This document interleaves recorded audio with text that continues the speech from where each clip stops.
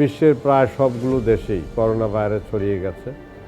সেখান থেকে যারা আমাদের দেশি ভাইরা দেশে ফিরছেন, আমরা তাদেরকে বিশেষভাবে অনুরোধ করব যে আপনারা নিজের বাড়িতে যেয়ে সেলফ কোয়ারেন্টাইনে থাকবেন। যদি লক্ষণ দেয় সর্দি, জ্বরের, গলা ব্যথা, তাহলে পরে এই বিষয়টি নিকটস্থ হাসপাতালে, যেখানে সিভিল সার্জন রয়েছে, তাদেরকে অবহিত করবেন এবং তারা আপনাকে পরামর্শ দিবে কিভাবে আপনি চিকিৎসাটা নেবেন।